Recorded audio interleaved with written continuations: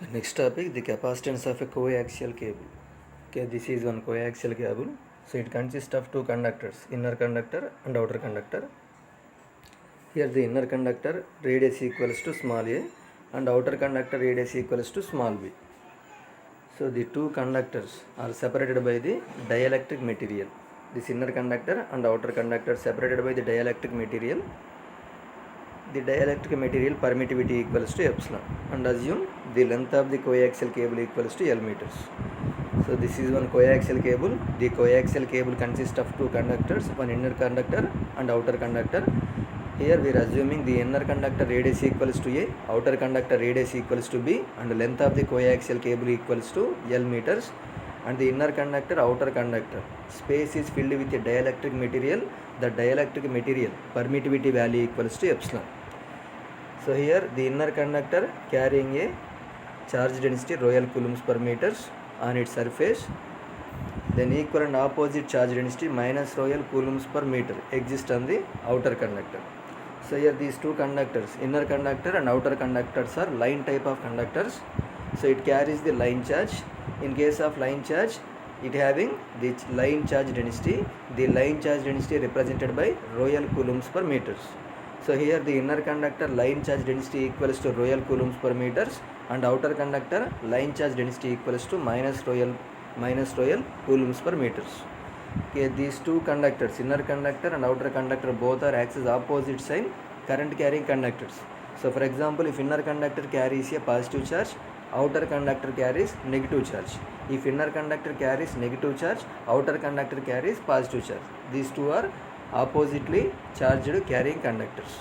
Okay, so inner conductor charge density equals to royal coulombs per meters, outer conductor charge density equals to minus royal coulombs per meters, and the charge value equals to, so type of charge, line charge. So line charge case, the total charge value equals to charge density into length of the conductor or length of the charge. Finally Q equals to royal into L. So this is the line charge formula. So now assume a cylindrical coordinate system. So here we have to find the capacitance value. So like in previous case, here also, so first we have to find inside the material electric field intensity. So next one, by using electric field intensity, using the relation between electric potential and electric field intensity, we have to find the electric potential V. So next, by using formula capacitance C equals to Q by V, we can find the capacitance of a capacitor. Okay, so here first we have to find the E. So next potential difference, next one capacitance value. So now we have to find the electric field intensity inside the dielectric material. So between the conductors, inner conductor, outer conductor, the space is filled with a dielectric material. So now we have to find the electric field intensity inside this dielectric material. So inner conductor is one line conductor. Okay, so now draw the Gaussian surface within the dielectric material. So here we are assuming a cylindrical coordinate system. So inner conductor is one line type of conductor and its length equals to L meters. So we know that the electric field intensity due to line conductor formula, E bar equals to rho L by 2 pi epsilon r into A r bar. So E bar is directed from direction from inner conductor to outer conductor. So now the potential difference is the work done in moving a unit charge against the electric field. So that is from B to A. Okay, here electric field direction from A to B. So potential difference means, so from negative plate to positive plate. So always electric field intensity direction from positive to negative. Okay, so next potential difference. So potential difference means the work done in moving a unit charge against the electric field. So electric field direction positive to negative. So now we have to find the electric potential from negative to positive. So V equals to minus integral negative charge to positive charge E bar dot dl bar. Okay, so it equals to integral. Now apply limits. Negative plate distance equals to B, positive plate distance means inner conductor radius equals to A. So rho L by 2 pi epsilon r into A r bar. E bar formula. Okay, E bar formula rho L by 2 pi epsilon r into A r bar. Next one dl bar. So here the electric field intensity having only R component value. So dl bar also write only R component value. if we substitute total expression in cylindrical coordinate system, the dl bar vector, so dl bar vector equals to dr into ar bar, that r into d pi into a pi bar plus dz into az bar. If we substitute this total expression also, so finally we get this term only. So why? Because the dot product of same unit vectors equals to 1, so another unit vectors equals to 0, so only this term only will present. So directly write in dl bar vector only r component. Okay, if it is a cross product we have to write total expression. If it is a dot product, only write which component is present in this expression, only that component only you use in differential length vector. So here only ar bar component is there, so write dl bar ar bar component. So ar bar component is dr into ar bar. So here ar bar dot ar bar equals to 1. So next expression, it equals to minus integral b to a rho l by 2 pi epsilon r into dr, or it equals to minus rho l by 2 epsilon constant value integral b to a 1 by r into dr. So integral 1 by r into dr equals to the natural logarithm of r. So integral 1 by r formula, the natural logarithm of r. So limits from b to a, or it equals to minus rho l by 2 epsilon natural logarithm of a minus natural logarithm of b. So v equals to minus rho l by 2 epsilon ln a by b, or v equals to rho l by 2 pi epsilon. This will reverse ln b by a by multiplying to minus. So we get here ln b by a. So next find capacitance value. Capacitance E equals to formula, we know that Q by V, and here type of charge is line charge. So line charge case, the charge value rho l into L divided by V. Substitute this expression. So rho L cancel. So finally the capacitance E equals to 2 pi epsilon L by ln B by a farads. So this is the capacitance of a coaxial cable. So next one. So next topic, the composite parallel plate capacitor capacitance value. So first of all, we know that capacitor is nothing but two conducting surfaces separated by the dielectric materials. That is one capacitor. So composite capacitor means if a capacitor is made with more than one dielectric material, it is called composite capacitor. If we use only one dielectric material, it is just a capacitor. If we use more than one dielectric material, so the capacitor is called composite capacitor. So now the composite capacitor capacitance derivation. So the composite parallel plate capacitor is one in which the space between the plates is filled with more than one dielectric material. So this is plate 1 and this is plate 2. So now the space between this plate 1 and plate 2 filled with two dielectric materials. Okay. So one dielectric material, okay, the composite capacitor with the space filled with two separate dielectric materials for the distances d1 and d2. So the distance between these plates equals to d. So up to d1, one dielectric material filled and remaining space is filled with another dielectric material. So up to d1, first dielectric material present. So remaining are from distance d2, the second dielectric material present. So total distance d equals to d1 plus d2. So here this is the boundary line. So boundary line means the line between two different materials.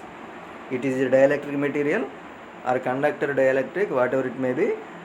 Just if two materials, this boundary, the line between two different materials is called boundary line. Here this is boundary line. Up to this portion, the first dielectric material will present.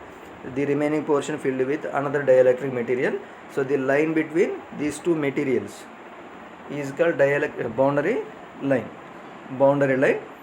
So here the boundary line is tangential to the surface of the conductors. So this is the surface of the conductor. So this line is tangential to the or parallel to the conductor surface. Okay.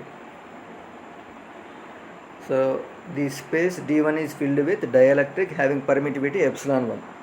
So while space d2 is filled with dielectric having permittivity epsilon 2. So two different dielectric materials means the two materials are having different permittivities. So let Q is charge on each plate. Here, so generally these two plates are having same charge value. The charge on plate 1 equals to the charge on plate 2. So next E1 bar is the electric field intensity in D1 region and E2 is electric field intensity in D2 region. So both the intensities are uniform. Here assumption, the electric field intensity is uniform. So next the electric potential. So electric potential V equals to electric field intensity into distance. Here distances are directly given d1, d2. So V1 equals to, so actually we know that formula V equals to integral E into E bar dot dl bar. So this integral dl bar is distance bit distance. Here distances are directly given d1 and d2. So V1 equals to E1 d1 and V2 equals to E2 d2. So where E1, E2 the magnitudes of the two intensities. Now the total potential difference. So up to this d1 portion potential is V1 and d2 portion potential is V2. Total potential is V. V equals to V1 plus V2.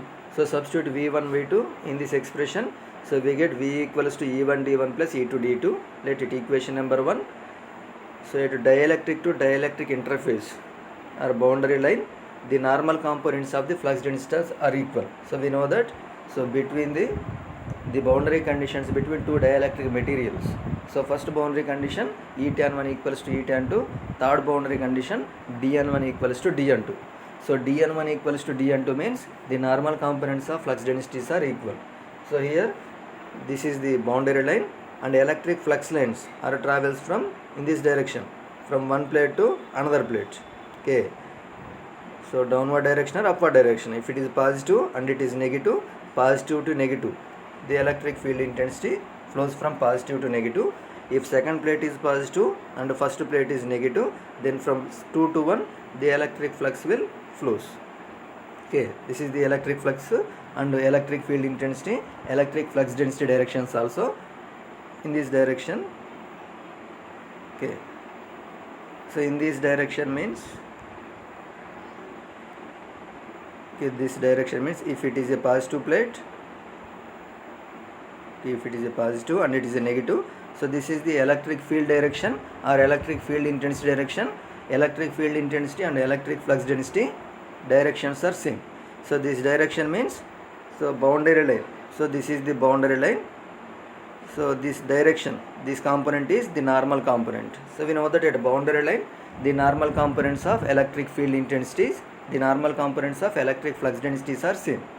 So here at boundary line or in this direction only the electric flux density present. So only normal component of electric flux densities are present and these two normal flux densities are equal. dn1 equals to dn2 or d1 equals to d2. dn1 equals to dn2. Here total flux density equals to only normal components of flux densities.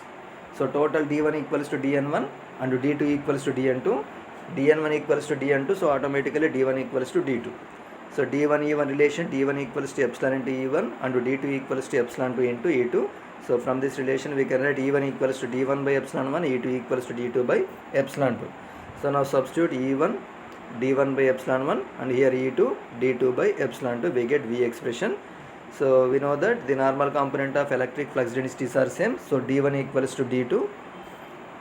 So d1 equals to d2. So from Gauss law, psi equals to q. Psi means electric flux, q means electric charge.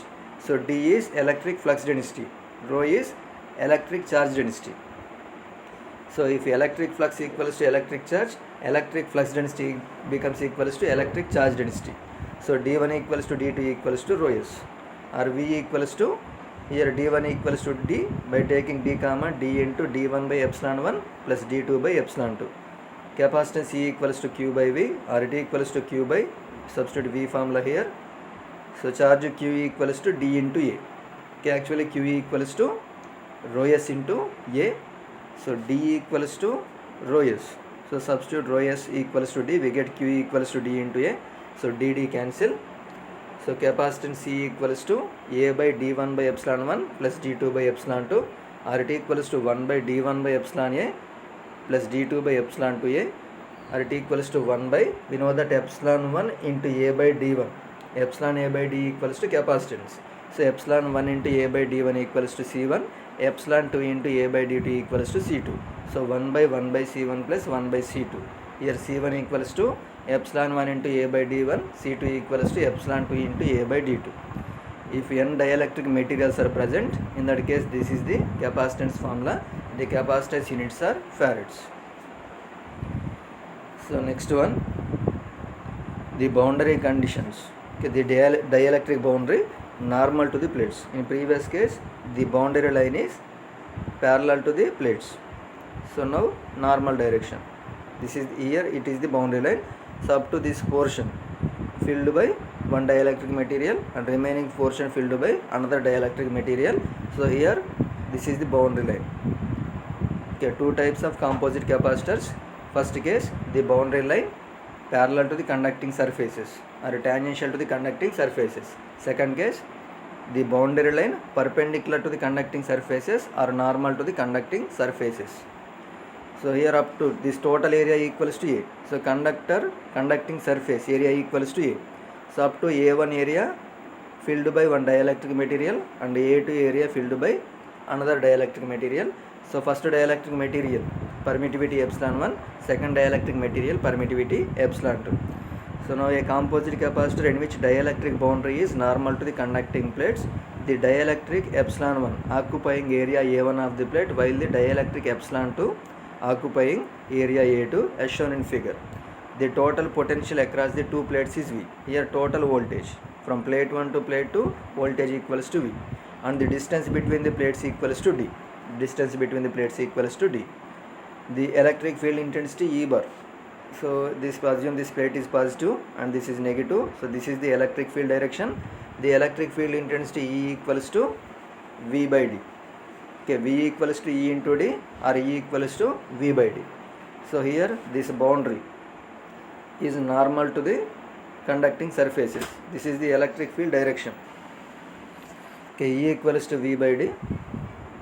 So boundary line normal to the conducting surfaces, and this is the electric field direction from one plate to another plate. Here this electric field intensities are tangential to the boundary line. So with respect to boundary line, this electric field intensity is in parallel direction. Okay. So boundary condition, we know that first boundary condition, here these two materials are dielectric materials. So use the boundary conditions between two dielectric materials, and here the electric field intensity having only the tangential component. So tangential components are parallel to the boundary line. So first boundary condition, E tan 1 equals to E tan 2. E tan 1 equals to E tan 2. Here total electric field intensity is the tangential component of electric field intensity. So it equals to E1 equals to E2. So E equals to V by D. Electric flux density D1 equals to epsilon 1 into E1 and D2 equals to epsilon 2 into E2. So D equals to epsilon into E. So D1 equals to epsilon 1, E1 equals to V by D. D2 equals to epsilon 2, E2 equals to V by D. The total charge on plate equals to Q. So up to area A1, okay, here up to A1, one dielectric material is there, and remaining area another dielectric material is there. So total charge equals to Q. This total charge equals to A1 charge value plus A2 charge value. So Q equals to Q1 plus Q2, and it equals to D1 into A1 plus D2 into A2. Q equals to D into A. So Q1 equals to D1 into A1, Q2 equals to D2 into A2. So now substitute D1 and D2 in this expression. So already we derived D1 equals to epsilon 1 V by D, D2 equals to epsilon 2 V by D. So Q equals to epsilon 1 V by D into A1 plus epsilon 2 V by D into A2. Capacitance C formula, C equals to Q by V. So Q value, this is divided by V. So here V cancel. So finally we get C equals to epsilon 1 into A1 by D plus epsilon 2 into A2 by D. Epsilon into A by D is C. So epsilon 1 into A1 by D, C1, epsilon 2 into A2 by D, C2. C equals to C1 plus C2. The total capacitance is equivalent capacitance. C equals to C1 plus C2 farads. So this one, here boundary line parallel to the conducting surface or tangential to the conducting surfaces. Here equivalent capacitance value, C equals to 1 by C1 plus 1 by C2, or 1 by C equivalent equals to 1 by C1 plus 1 by C2. If n materials are present, in that case 1 by C equivalent equals to 1 by C1 plus 1 by C2 up to 1 by Cn. So we know that if capacitors are connected in series connection, if different capacitors are connected in series connection, in that case also the equivalent capacitance value, the reciprocal of equivalent capacitance value 1 by C equivalent equals to 1 by C1 plus 1 by C2 up to 1 by Cn. Okay, so this case is similar to the capacitors in series connection. So next one, in second case, here the boundary line is perpendicular to the conducting surface or normal to the conducting surface. In this case, equivalent capacitance equals to C1 plus C2 if n number of dielectric materials are present inside the capacitor. In that case, C equals to C1 plus C2 up to Cn. So this case is similar to the capacitors are connected in parallel connection. So we know that if different capacitors are connected in parallel connection, in that case the equivalent capacitance value formula C equivalent equals to C1 plus C2 up to Cn. So this case is similar to the capacitors are connected in parallel connection, and the last case is similar to the capacitors are connected in series connection.